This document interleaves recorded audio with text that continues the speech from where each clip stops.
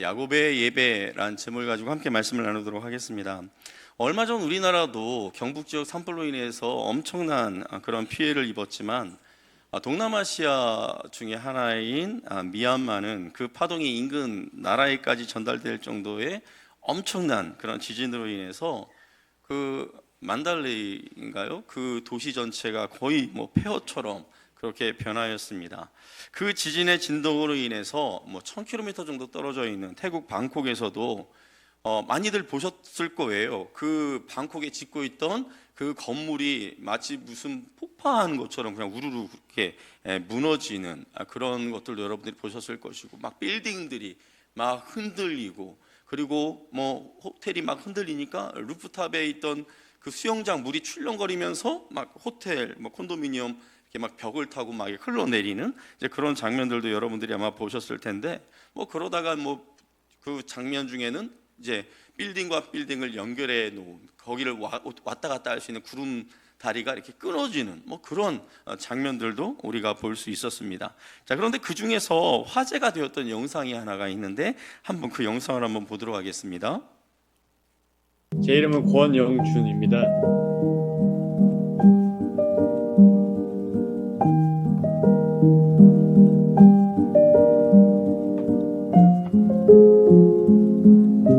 운동 갔다 올게 하고 나갔던 거죠.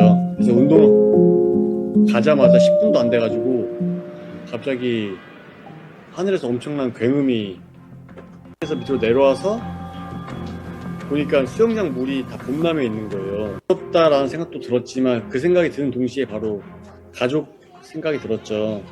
그래서 바로 곧장 B동으로 뛰어갔죠. 뛰어가는 순간에, 뛰어가다가 저도 무의식적으로 보니까 무의식적으로 보니까 바닥이 살짝 들려 있는 거예요, 벽돌이. 그때는, 그러니까 지금 생각해보면 참 진짜 어떻게 뛰었나 모르겠는데,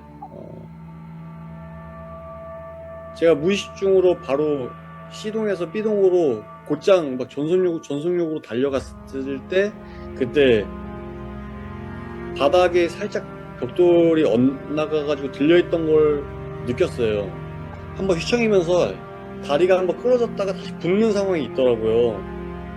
그때쯤에 아마 제가 뛰어갔던 게 아닌가 싶은 생각. มาอัปเดตอาการโอป้ากันค่ะทุกคน วันนี้เป็นวันที่2หลังจากเกิดแผ่นดินไหว วันแรกก็คืออาการแค่แม่โบแตะขานิดเดียวโอป้าก็เจ็บแล้วค่ะ แม่โบไปตลาดมาก็มีทุกคนบอกว่า 먼저 살게 되어서 하나님께 감사합니다.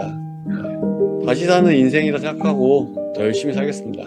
제 이름은 권영준. 예.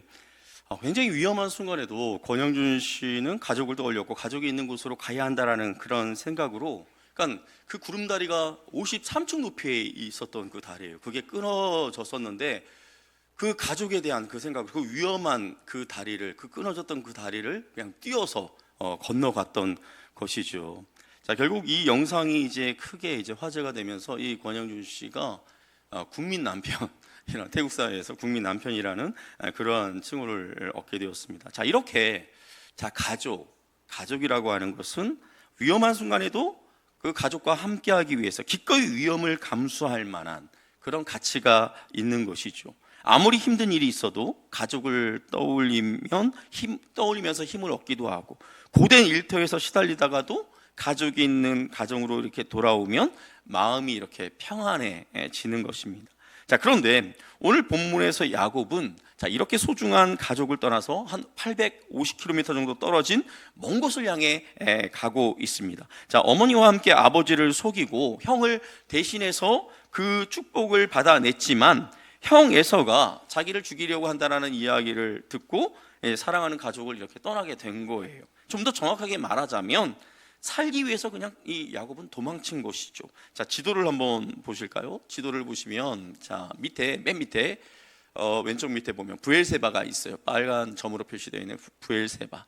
지금 이삭의 가족들이 지금 브엘세바에 머물고 있었는데 지금 야곱은 그 브엘세바를 떠나서 지금 가고 있는 거예요. 그리고 저 위쪽에 보면 이제 이 화살표가 사실 이제 나중에 이제 야곱이 돌아오는 그 루트인 거죠. 저 위에 하란이라는 지역이 있죠. 이제 거기까지 지금 야곱이 가려고 하는 거예요. 그러니까 브엘세바에서 하란까지 거의 이제 850km 정도 되는 아주 먼 그 길을 걸어서 이제 어른들이 걸어서 이제 간다 친다면 한 달 정도 그렇게 가야 하는 그런 거리입니다. 내려주셔도 좋을 것 같아요. 제가 말씀을 묵상하다가 이런 생각이 드는 거예요. 자, 야곱이 낙타라도 이렇게 한 마리 끌고 가지 않았을까 하는 생각이 드는 거예요. 낙타라도 한 마리 끌고 갔으면 좋았을 걸, 그런 생각이 들어요. 왜 그러냐면, 자, 오래전에 아브라함이 자신의 아들 이삭의 그 신부감을 구하기 위해서 자신의 종 엘리에셀을 아까 저곳 하란으로 바단 아람으로 보내지 않습니까? 그때 이 엘리에셀이 어떻게 가요? 그냥 빈손으로 갔습니까? 걸어서 갔습니까? 낙타 10마리를 끌고 가요. 그 낙타에 여러 가지 진귀한 것들을 싣고, 물론 식량도 있었겠죠? 그렇게 낙타를 10마리씩이나 그 아브라함의 종도 그렇게 낙타를 끌고 저곳 하란으로 갔는데, 자, 이때는 하나님께서 이삭에게 복을 주셔서 어쩌면 아브라함 때보다 더 부자였을 가능성이 큰데, 그 이삭이 자기 아들 그 야곱이 그 하란으로 가는 그 여정에 낙타 한 마리를 내주지 않았을까? 뭐 이런 생각이 드는 거예요. 자, 그런데 나중에 야곱이 이때를 회상하면서 그가 고백했던 이야기가 있습니다. 창세기 32장의 말씀 같이 한번 읽어보도록 하겠습니다. 내가 내 지팡이만 가지고 이 요단을 건넜더니 지금은 두 때나 이루었나이다. 그러니까 야곱은 지금 이 순간 집을 떠날 때 낙타 한 마리, 또 몸종 하나 데리고 가지 못하고 그렇게 집을 나섰다라는 거예요. 이렇게 지팡이만 하나 달랑 들고 도망치듯이 그렇게 빠져 나온 것이죠. 자, 이처럼 정신없이 집을 떠난 야곱이 하란을 향해 가던 중에 어느 한 지점에서 이제 머물게 되는데, 우리 11절 말씀 같이 한번 읽어보도록 하겠습니다.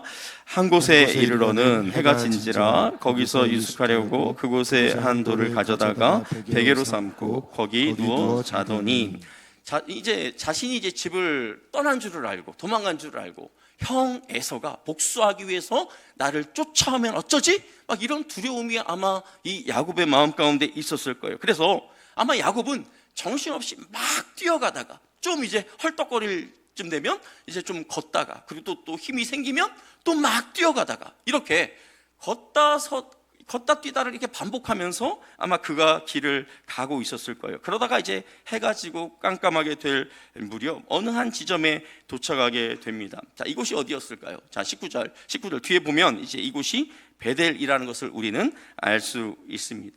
자, 집에서 꽤 멀리 왔다라는 생각에 이 야곱은 이제 안도의 한숨이 쉬어졌을 거예요. 아, 이젠 좀 살았다. 그런데 이 순간 피곤함이 그에게 몰려옵니다. 그래서 이 야곱은 주변에 있는 살피면서 주변에 이제 평평한, 자기가 이제 베개로 쓸만한 그 돌을 하나 골라서 그 베개를 베고 잠을 청하게 됩니다. 자, 그런데 이때 야곱이 아주 특별한 꿈을 꾸게 돼요.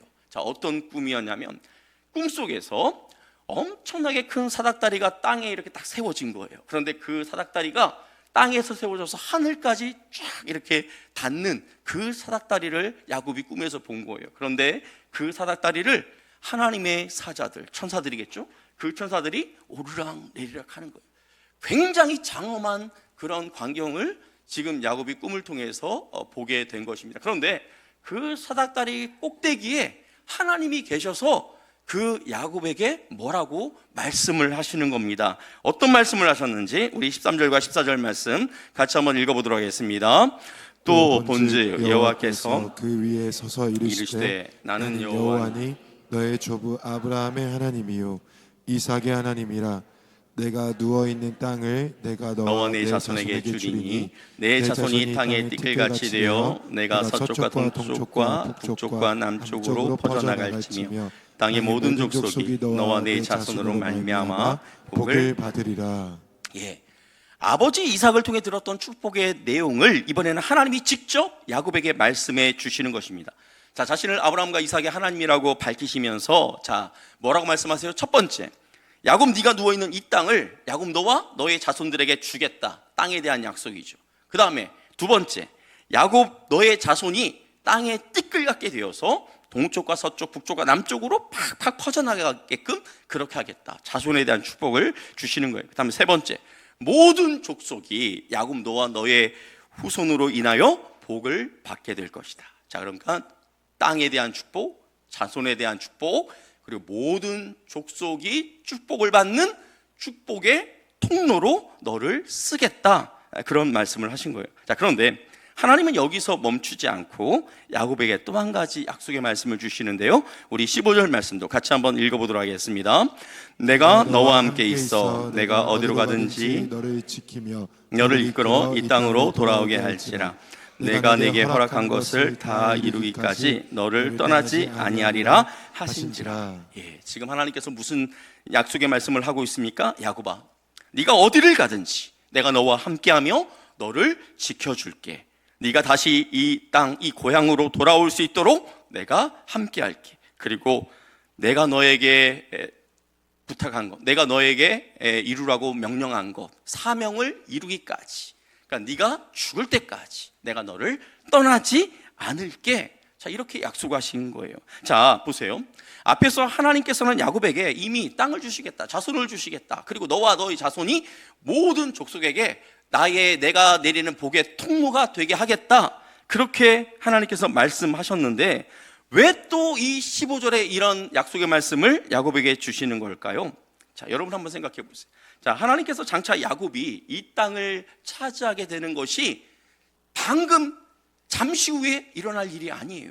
먼 날 이루어질 일이에요. 그리고 자손이 동서남북으로 팍팍 퍼져나가게 될 이 일도 지금 이 야곱에게 있어서는 굉장히 요원한 그런 사건이에요.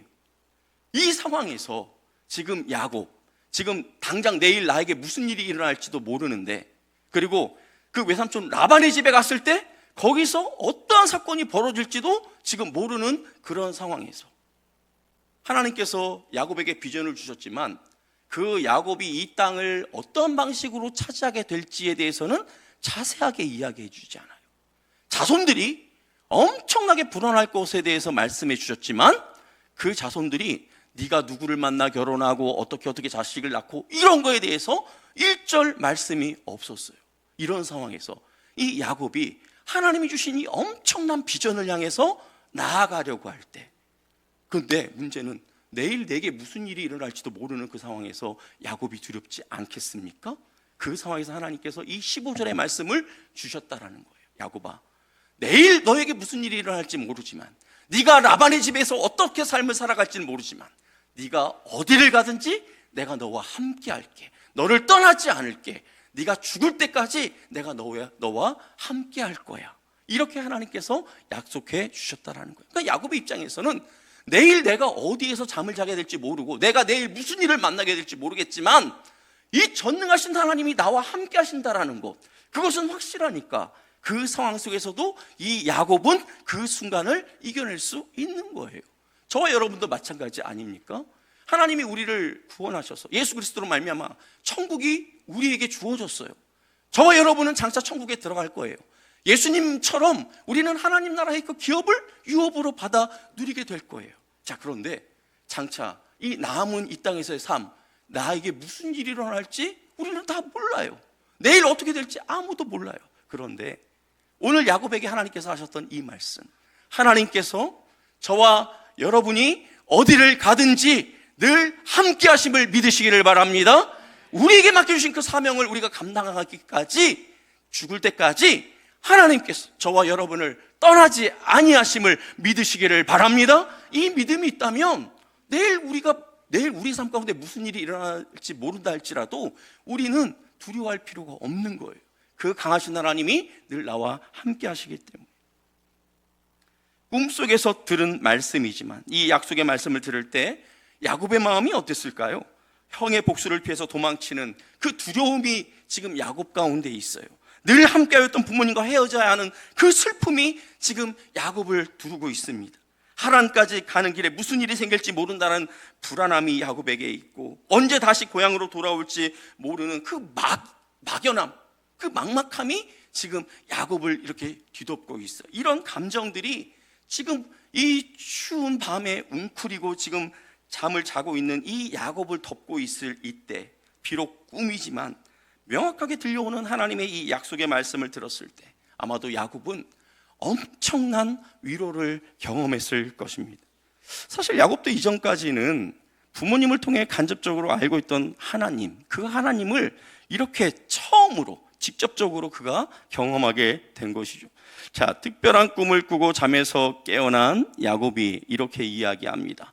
여호와께서 과연 여기 계시거늘 내가 알지 못하였도다. 그러니까 자신이 잠을 자던 이곳이 신성한 곳이었는데, 하나님이 계시는 곳이었는데 그것도 모르고 나는 이곳에서 이렇게 누워서 잠을 잤다라는 거예요. 자, 또 야곱이 이렇게 이야기합니다. 우리 17절 말씀 같이 한번 읽어보도록 하겠습니다. 이에 두려워하여 이르되 두렵도다 이곳이요 이것은 다름 아닌 하나님의 집이요 이는 하늘의 문이로다. 하고 예, 이곳이 하나님의 집인지도 모르고 하늘의 문인지도 모르고 이곳에서 이렇게 잠을 자다니 내가 하나님께 큰 무례를 범하였구나. 지금 이렇게 고백하고 있는 거예요. 자, 그런데 여러분, 자, 야곱의 이 말이 과연 옳을까요? 사실 야곱이 잠을 잤던 이곳은 다른 곳과 똑같은 그냥 먼지 풀풀 나는 그런 황량한 곳이었습니다. 자, 이곳이 특별한 장소가 아니라, 이곳에만 하나님이 계시는 것이 아니라, 마침 야곱이 여기서 자고 있을 때 하나님이 이 야곱에게 나타나신 것이죠. 야곱을 찾아오신 것입니다. 야곱이 이렇게 특별한 경험을 했지만, 자, 야곱은 솔직하게 우리가 함께 이야기해 볼 때 야곱은 우리보다 하나님에 대한 지식이 없는 상태예요. 여러분 한번 생각해 보세요. 우리가 하나님을 알아가는 것, 이 성경 말씀을 통해서 우리가 하나님의 말씀을 알아가요. 이 신약 성경은 고사하고 우리 성경에 처음 나오는 창세기, 출애굽기, 레위기, 민수기, 신명기, 이것도 야곱은 보지 못했어요. 그렇죠? 그의 자손인 모세가 쓴 거니까.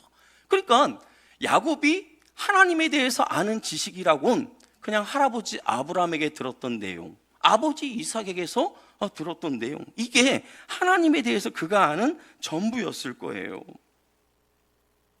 지금 야곱은 자신이 잤던 이곳이 굉장히 신성한 곳인 줄 알고 있어요. 그리고 비록 꿈이었지만 하나님의 약속의 말씀, 복을 주시겠다라는 이 말씀을 들었기 때문에 야곱은 물론 두렵기도 하였겠지만 감격스러웠을 거예요. 그래서 그 감격에 나름 하나님을 위해서 뭐라도 해드리고 싶은 그런 마음이 야곱의 마음 가운데 가득했습니다. 그래서 그가 어떻게 하는지 우리 18절 말씀을 같이 한번 읽어보도록 하겠습니다.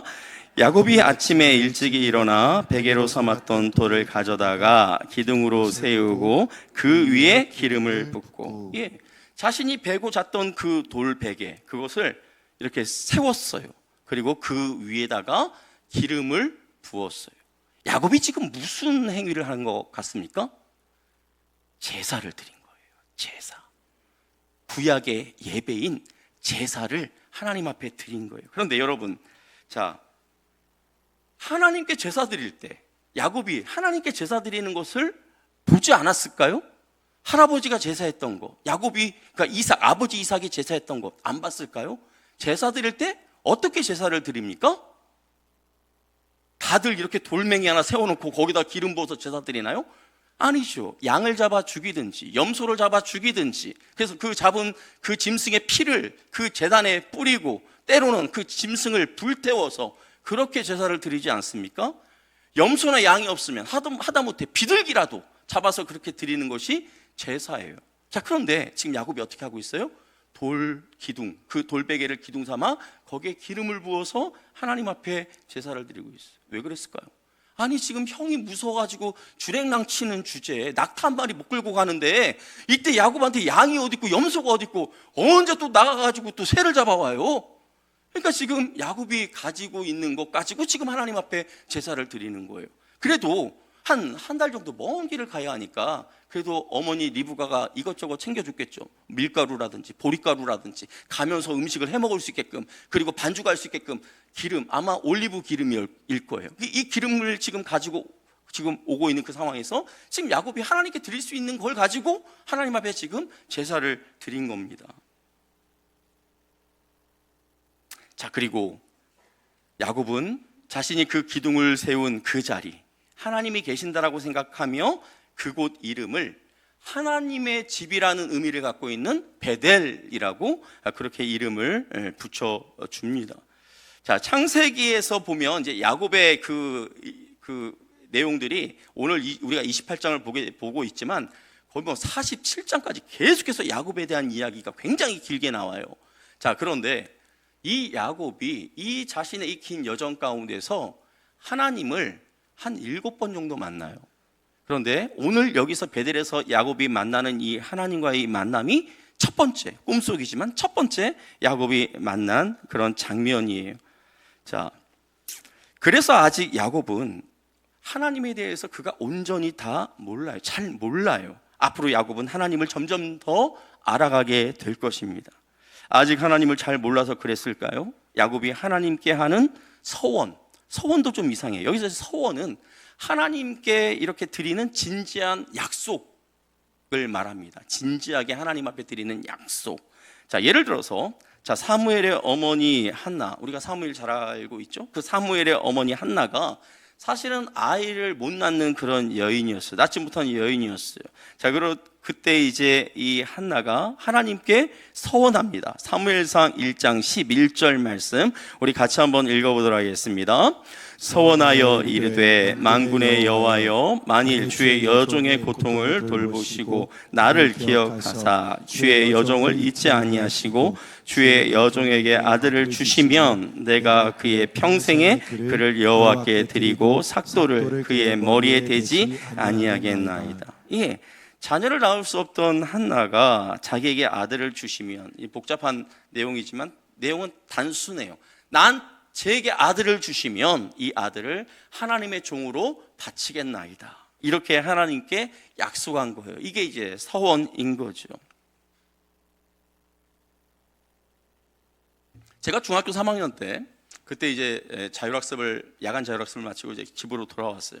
그때 이제 저희 교회가 이제 부흥회를 하고 있었어요. 그때 이제 아버지께서 그때 이제 부흥 강사 목사님을 이제 저희 집으로 이제 모시고 온 거예요. 아마 저녁 식사도 뭐 대접하고 그랬던 것 같아요.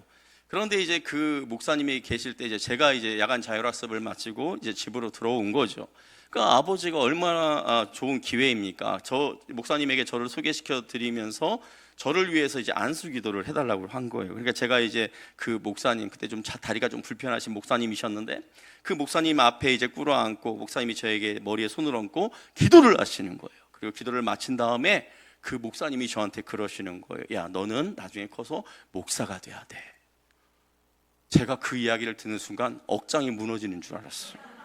저는 솔직히 그 순간 저는 목사 된다는 생각 하지도 않았을 뿐더러, 왜 그러잖아요. 야, 상훈아, 너도 아버지처럼 목사가 되라. 이렇게 하면은 제가 겉으로는 이야기하지 않지만 속으로는 너나 하세요. 이렇게 할 정도로. 당신 자녀나 시키세요. 그렇게 할 정도로. 아주 그냥 누군가 나한테 목사라고 하면은 막 너무 힘들어하는 막 그런 상황이었어요. 제가 오죽했으면 제가 공대를 갔잖아요. 고등학교 때 문과 이과로 나누어져요. 제가 수학이나 과학을 좋아해서 이과로 간 게 아니에요. 신학교 안 가려고. 신학교가 문과에 있으니까. 그래서 제가 이과를 간 거예요. 제가 그 목사님이 가신 다음에 아버지 어머니한테 난리를 쳤어요. 어떻게 저런 분들 데려와가지고 나한테 이렇게 기도해가지고 지금 이제 고등학교 시험 봐야 되는데 내 마음을 막 그렇게 복잡하게 만드냐고 막 화를 냈어요. 그랬더니 아버지였는지 어머니였는지 실토하시더라고. 상훈아, 네가 태어나기 전에 아버지가 아들을 주시면 하나님께 드리겠다고, 사역자로 바치겠다고 그렇게 서원하셨어. 그때 제가 뚜껑이 더 열린 거예요. 아니, 내 인생을 가지고 왜 아버지가 하나님 앞에 이렇게 하겠다 저렇게 하겠다 하시는 거예요? 그래서 막 화를 냈던 그런 기억이 납니다. 이런 게 이제 서원인 거죠. 자, 그렇다면 오늘 본문에서 야곱은 무엇을 서원했을까요? 조금 길지만 우리 20절과 21절 말씀 같이 한번 읽어보도록 하겠습니다.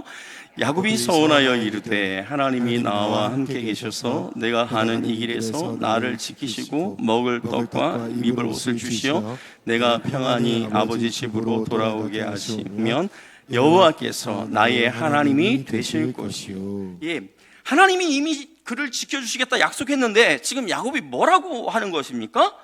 하나님이 그를 그렇게 나를 지켜주시고 먹을 떡과 입을 옷을 주시어, 즉 먹고 사는 문제를 해결해 주시고 또 평안히 고향으로 돌아오게 하시면 내가 여호와를 나의 하나님으로 섬기겠습니다. 이렇게 이야기한 거예요. 자, 그런데 지금 야곱이 한 이 서원, 뭔가 문제가 있는 것처럼 보이지 않습니까? 자, 하나님이 하는 것 봐서 이 조건을 달고 있는 거예요. 하나님이 나한테 이렇게 먹을 것과 입을 것을 주면 당신을 내가 하나님으로, 나의 하나님으로 섬기겠습니다. 지금 하나님과 지금 마치 거래를 하는 것처럼 그렇게 보이는 거예요. 얼핏 보면 야곱이 과거 자기가 그 에서의 장자권을 빼앗을 때 네가 나한테 장자권을 주면 내가 이 팥죽을 줄게, 이렇게 거래하였던 것처럼 그렇게 하나님과도 지금 야곱이 거래하는 것처럼 그렇게 보여요. 마치 하나님께, 하나님 진짜 저한테 그렇게 해주실 거예요?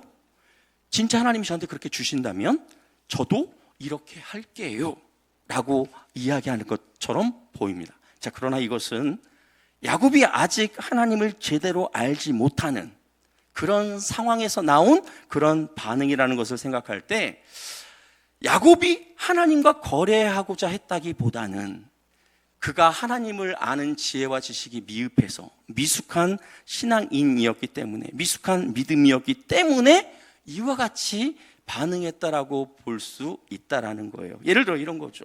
아이가 갖고 있는 그 모든 사탕 다 엄마 아빠가 준 거 아닙니까? 다 사준 거 아닙니까? 그런데 그 아이가 그러는 거예요. 엄마, 나 뽀로로 보게 해주면 이거 사탕 하나 줄게. 엄마, 시장 갈 때 나 데리고 가면 이 사탕 하나 줄게. 마치 이걸 지가 어떻게 얻은 것처럼 그렇게 이제 엄마하고 이렇게 딜링하는 이 어린아이와 같이 야곱이 지금 하나님과 어린 그 믿음을 가지고 마치 거래하는 듯한 그런 느낌을 우리에게 준다라는 것이죠. 자, 하나님이 어떤 분이신지 야곱이 제대로 알게 되었다면, 하나님이 어떤 분이신지 야곱이 알게 되었다면 아마 야곱은 다니엘의 그 세 친구처럼 하나님이 우리를 이 불꽃 가운데서 구원해 주시겠지만 그리 아니하실지라도, 우리를 구원하지 아니하실지라도 우리는 그 금신상 앞에 절할 수 없습니다, 이렇게 고백했던 이 다니엘의 세 친구처럼 아마 야곱도 이렇게 고백할 수 있는 믿음의 사람이었을 거예요. 그런데 지금 야곱은 그의 경험을 통해 하나님을 이제 막 알아가기 시작한 거예요. 자, 그런데 중요한 것은 하나님은 이런 야곱의 미숙한 서원, 미숙한 믿음에도 불구하고 그를 나무라지 않았다라는 거예요.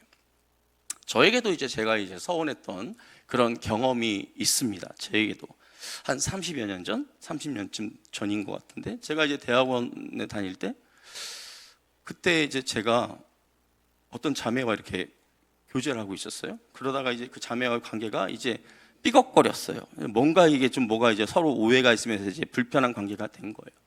그때 제가 하나님께, 저희 교회가 그때 막 건축을 하고 막 있었거든요. 그래서 제가 하나님께 어떻게 기도했냐면, 하나님, 제가 건축 헌금으로 이렇게 하나님께 드릴 테니 그 자매와의 관계가 회복될 수 있도록 도와주세요. 제가 이렇게 한 거예요. 그리고 제가 평상시 안 하던 학원에 가가지고 제가 강의하면서 돈을 벌기 시작한 거예요. 왜? 그거 하나님께 드리기 위해서. 그래서 돈을 벌었어요. 그래서 꽤 그래도 큰 금액을 제가 마련해가지고 하나님께 건축헌금을 드렸어요. 제가 할 도리는 했어요. 근데 하나님께서 제가 제시한 것들을 해결해 주셨을까요? 안 했을까요? 저는 하나님이 먹튀 하나님이신지 그때 알았어요. 그냥 그것만 챙기시고 나 몰라라 그렇게 하셨어요. 그런데 지금 이렇게 생각해 보면 하나님이 먹튀하신 게 아니라 그 탁월하신 경륜으로 저에게 진짜 필요한 자매가 누구인지를 하나님께서는 아시고 예비하고 계셨던 것이죠. 제가 일부 때는 이렇게 이야기하지 못했어요. 제 아내가 이제 지켜보고, 정말 탁월한 아내를 저에게 주시기 위해서, 꼭 맞는 아내를 주시기 위해서 하나님께서 저에게 잠깐만 기다려 이렇게 하셨던 것이죠. 자, 이때 저는 하나님과 거래하려고 했던 거죠. 순수하지 않은 마음으로 하나님께 서원했던 거예요. 또 한 가지, 제가 이제 시간이 좀 더 흘러서 수지사랑의 교회에서 이제 부교육자를 사역하고 있을 때, 공교롭게도 이제 서원했던 두 번 다 이제 건축과 관련된 거네요. 그때 이제 수지사랑의 교회가 이제 건축을 준비하고 있었어요. 그때 이제 제 마음 가운데 하나님께 드리고 싶은 마음이 있었어요. 그래서 그때 첫 번째 제가 그때 자매와의 관계를 회복시켜 달라고 했던 그때의 10배는 더 되는 금액을 하나님께 이렇게 서원하면서 작정하면서 그냥 제가 이렇게 하나님께 드리겠습니다. 그렇게 제가 하나님께 서원을 했어요. 그리고 기쁜 마음으로 그 서원을 제가 이루어 갔어요. 그때는 제가 하나님께 어떤 조건도 걸지 않았어요. 그냥 제가 하나님께 이렇게 하고 싶습니다라고 그렇게 했어요. 여러분, 서원이라고 하는 것, 하나님과 약속하는 것 중요합니다. 섣불리 해서는 안 돼요. 조심해서 해야 돼요. 잘 생각해보고 해야 돼요.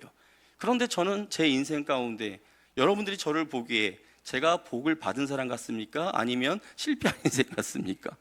저는 제가 받은 복에 하나님 앞에 서원했던 이 서원이 저는 무관하지 않다라고 저는 생각을 해요. 아무튼 여러분들이 하나님 앞에 서원할 때 주의를 기울여서 서원하시고, 서원했다면, 기쁨으로 서원했다면 반드시 지키실 수 있기를 바랍니다. 자 보세요. 제가 두 번의 서원, 첫 번째 서원과 두 번째 서원, 뭔가 문제가 있었죠? 하나님께 기쁨으로 했어요.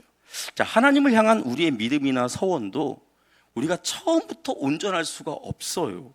하나님을 알아가면서 점점점 우리가 믿음이 성장하면서 우리의 서원이나 이런 믿음이 성장하면서 온전해지는 것입니다.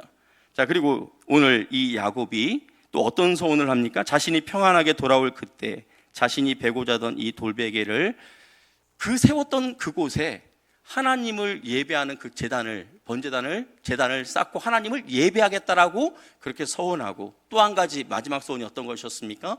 자신이 받은, 하나님으로부터 받은 것의 10의 1을, 11조를 하나님 앞에 드리겠다라고 그가 서원합니다. 오늘 말씀을 정리합니다.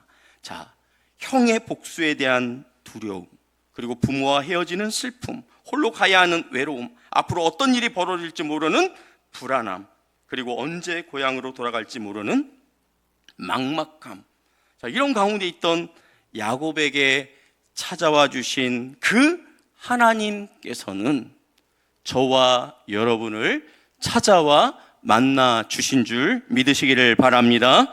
제가 앞에서 구름다리가 끊어진 위험한 순간에도 자신의 가족을 이렇게 생각하면서 그 끊어진 구름다리를 이렇게 뛰어넘었던 권영준 씨에 대한 영상을 제가 소개해 드렸는데요. 자, 만일에 권영준 씨의 그 한 살배기, 2살도 안 됐던 것 같아요. 그 한 살배기 딸이 한 15년 후에 아니면 20년 후에 자, 목숨을 걸고 그 끊어진 다리를 건너서 자기에게 온 그 아빠에 대한 그 이야기를 이 딸이 듣는다면 얼마나 감격스러워할까요? 그리고 아빠를 얼마나 존경할까요? 저에게도 이와 비슷한 경험이 있어요.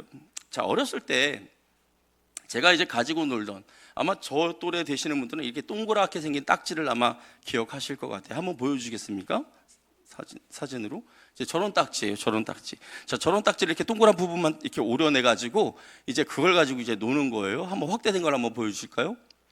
예, 저렇게 생겼어요. 딱지 하나가 동그랗게 돼 가지고, 자, 거기 보면 이제 별들이 그려져 있고 거기 또 이제 글자가 쓰여져 있어요. 이 별의 숫자도 딱지마다 다르고 글자의 숫자도 그 딱지마다 다 달라요. 그리고 숫자도 다 달라요. 그래서 어떻게 하냐면 상대방이 저걸 숨겨요. 어떤 걸 갖고 있는 숨겨요. 오른쪽에 숨겨요. 그러면서 글롭 하면은 제가 글 높은 더 글자가 많은 곳에다가 딱지를 딱 걸었는데 맞았다. 그러면 제가 것만큼을 그 상대방이 저한테 줘야 되는 그런 게임인 거예요. 근데 제가 저거를 잘했어요. 이 통이 커가지고 저는 그 옛날에 그 분유통, 깡통 거기다가 딱지를 모아가지고 그 통째로 걸어요. 저는 이렇게. 그래가지고 왕창 따가지고 딱지가 저한테 굉장히 많았어요. 제가 아버지가 처음 예전에 사역할 때 교회가 있고 사택이 있으면 그 교회와 사택을 이렇게 삥 둘러가지고 울타리가 쳐져 있었어요. 굉장히 마당이 넓죠. 그 넓은 마당을 제가 돌아다니면서 중요한 지점에다가 땅을 파고 이 깡통에 있는 딱지들을 다 이렇게 묻어놓은 거예요. 숨겨놓은 거예요. 근데 어머니가 그러니까 저게 이제 사실은 애들 노름이나 마찬가지인 거죠. 거의 뭐 이제 도박 비슷한 거죠. 이제 그러니까 이제 어머니가 저놈이 나중에 커서 이제 뭐가 될까 걱정이 되셨던지 제가 묻었던 곳마다 다 찾아다니면서 딱지를 다 파가지고 다 그걸 불태워버리신 거예요. 와, 피 같은 그 딱지가 다 이게 불살라져 이렇게 갈 때 얼마나 제가 속이 상했겠습니까? 그때 제가 이렇게 벽 담벼락 밑에 이렇게 앉아가지고 중얼중얼 이렇게 하고 있었나 봐요. 근데 외할머니가 저를 지나가다 이제 저를 보신 거예요. 이 녀석이 도대체 뭐라고 중얼거리나 이게 딱 갔더니 엄마 욕을 그렇게 해대더래. 막 엄마를 막 욕하고 있는 그 이제 손자의 모습을 본 거죠. 그때 이제 외할머니가 저한테 상훈아, 네가 어떻게 태어났는지 아니? 그러면서 이제 저의 출생의 비밀을 알려주시는 거예요. 저희 어머니가 저를 임신했을 때 의사 선생님이 저를 낙태하라고 하셨대요. 산모와 아이 둘 다 위험하니까 아이라도 아이 이렇게 낙태시키고 산모라도 살리자고. 근데 저희 어머니가 그 의사의 권고를 듣지 않고 끝까지 저를 이렇게 임신하고 계시다가 출산하신 거죠. 그리고 진짜 약하시긴 했나 봐요. 12시간 동안 깨어나지 못했어요. 그러니까 이게 병원에서 의사 선생님, 간호사 선생님이 막 그 추운 곳에 어머니 눕혀놓고 막 이렇게 부채질하면서 빨리 깨어나라고 막 차가운 물수건으로 막 이렇게 하면서 이제 12시간이 넘게 지난 다음에 그때 이제 깨어난 거죠. 그때 이제 뭐 바람이 들었다고 해야 되나요? 그 어머니 몸에 이렇게 이제 바람이 들어서 제 어렸을 때 기억이 늘 골골거리는 그런 어머니의 모습이었습니다. 뭐 약하신 모습인데, 근데 그 어머니가 저를 굉장히 혹독하게 다루셨어요. 요즘 자녀들 이렇게 학교 갈 때 안 일어난다고 이렇게 때리지 않잖아요. 저희 어머니는 제가 중학교 고등학교 때 이렇게 이불을 확 제낀 다음에 안 일어나면 발로 막 밟아요. 안 일어나 막 밟아요. 그래서 깨고 또 이제 뭐 이렇게 뭐가 좀 잘못된 게 있으면 그 예전에 이렇게 생긴 그 마루를 쓰는 빗자루 있었어요. 강목으로 만든 그런 걸로 막 때려요. 딱 막다가 이런데 뼈 맞으면 되게 아프거든요. 그런 걸로 막 때려요. 아무튼 저에 대한 기대감이 커서 그런지 모르겠지만 혹독하게 좀 저를 대했던 그런 기억이 나요. 근데 제가 어머니에게 이렇게 반항을 하면서 이제 뭐 이렇게 때로는 어머니에 대해 섭섭한 마음을 이렇게 느끼긴 했지만 지금 이렇게 생각해 보면 저를 막 이렇게 심하게 해도 제가 어머니의 그 사랑에 대해서 의심해 본 적은 없었던 것 같아요. 엄마는 날 사랑하니까 늘 그런 마음이 제 마음 가운데 있었습니다.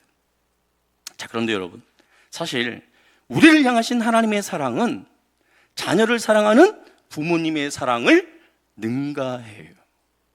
구름다리가 아니라, 사닥다리가 아니라, 우리 하나님은 죽음보다도 더 처절하고 참혹한 그 십자가를 통해 우리에게 찾아오셨어요. 그리고 우리를 만나 주셨습니다. 자, 우리를 향하신 하나님의 사랑이 얼마나 뜨거운지 우리 이사야서 49장의 말씀을 우리 같이 한번 읽어보도록 하겠습니다. 여인이 어찌 그 젖먹는 자식을 잊겠으며 자기 태에서 난 아들을 긍휼히 여기지 않겠느냐. 그들은 혹시 잊을지라도 나는 너를 잊지 아니할 것이라. 예, 젖먹이 아이를 어떻게 어미가 잊겠어요? 자기가 낳은 아들을 어떻게 어머니가 모른다 나몰라라 하겠습니까? 그런데 혹여 무슨 상황이 돼서 그들은 그 자식을 모른다 할지라도 나는 너를 잊지 아니할 것이다. 하나님께서 그렇게 말씀하고 계십니다. 자, 그렇습니다. 딸을 향한 아빠의 사랑 대단하죠. 아들을 향한 어머니의 사랑 놀랍습니다. 자, 그런데 그 아빠나 엄마의 사랑보다 더 뜨거운 사랑이 하나님의 사랑이라는 것을 믿으시기를 바랍니다. 자, 하나님께서는 그 뜨거운 사랑으로 우리를 찾아오셔서 만나주셨어요. 그리고 우리의 삶을 그 뜨거운 사랑으로 여전히 돌보시고 인도해 주십니다. 자, 어머니 리브가가 야곱을 끔찍하게 사랑했지만 결국 그 아들을 홀로 떠나보내야 했어요. 그 아들을 끝까지 지켜주지 못했습니다. 그러나 하나님은 어머니의 사랑, 아버지의 사랑을 능가하는 그 사랑으로 우리에게 오셔서 지금도 저와 여러분을 지켜주고 계심을 믿으시기를 바랍니다. 자, 야곱이 이런 하나님의 사랑을 제대로 깨닫지 못하고 미숙한 예배, 미숙한 서원을 드렸던 것처럼 우리의 예배가 하나님 앞에서 미숙하고 온전하지 않을 수 있습니다. 자, 그러나 하나님은 그런 우리의 예배를, 미숙한 우리의 서원을 나무라지 않으시고 받아주시는 하나님이시라는 거예요. 그리고 우리가 하나님을 더 알아갈 때까지, 더 성장할 때까지 그렇게 기다려주시는 하나님이세요. 여러분, 오늘 이 자리에 예배하고 계신 여러분들 가운데 마음 가운데 두려움이 계신 분들 있나요? 이런저런 문제로 인하여서 막 마음이 복잡하신 분들 계시죠. 염려와 근심, 걱정으로 인해서 어쩌면 제가 전하는 말씀이 잘 들어오지 않는 그런 분들도 있을지 모르겠습니다. 사랑하는 성도 여러분, 우리가 드리는 이 예배가 무엇이라고 생각하세요? 우리가 드리는 이 예배가 무엇이라고 생각합니까? 저는 우리 더드림 사랑의 교회 성도들이 이 예배를 일주일마다 모여서 우리가 하나님 앞에 드리는 일종의 종교적인 세리머니로 여기지 않기를 바랍니다. 오늘 우리가 드리는 이 예배가 무엇입니까? 저와 여러분의 마음 가운데 역사하시는 그 성령님, 우리가 예배할 때 이 자리를 운행하시며 우리의 예배를 받으시는 그 성령님께서 저와 여러분을 만나주시는 그런 은혜의 시간임을 믿으시기를 바랍니다. 상처 입은 자들, 두려움에 벌벌 떨고 있는 자들이 하나님의 놀라운 능력과 그 은혜를 맛보며 두려움이 아닌 담대함으로 내가 하나님을 의지하여 나아가겠습니다, 그렇게 선언하는 그런 시간이 우리의 예배임을 믿으시기를 바랍니다. 아직 예수 그리스도를 알지 못하는 이가 성령께서 그의 마음을 열어주심으로 말미암아 새로운 생명을 공급받는 시간이 이 예배의 자리가 되는 줄 믿으시기를 바랍니다. 여러분, 이 예배를 통해서 여러분이 가지고 있는 인생의 문제들이 하나님의 은혜 가운데 해결될 것을 그렇게 기대하고 사모함으로 이 예배에 임하실 수 있기를 바랍니다. 그때 성령의 놀라운 역사가 저와 여러분의 삶 가운데 있게 될 줄 믿습니다. 뜨거운 사랑으로 언제나 우리와 함께 하시며 우리를 지켜주시는 그 하나님 앞에서 오늘 야곱이 비록 미숙한 예배, 미숙한 서원을 했지만 그 야곱의 마음은 진실했어요. 어린아이처럼 순전했어요. 솔직했어요. 우리가 예배 드릴 때 하나님 앞에서 어린아이처럼 솔직하게 그렇게 예배의 자리로 나아감으로 말미암아 우리를 위로하시는 하나님, 우리의 삶 가운데 능력으로 역사하시는 그 하나님을 경험하는 우리 모두가 되시기를 예수님의 이름으로 축복합니다. 아멘.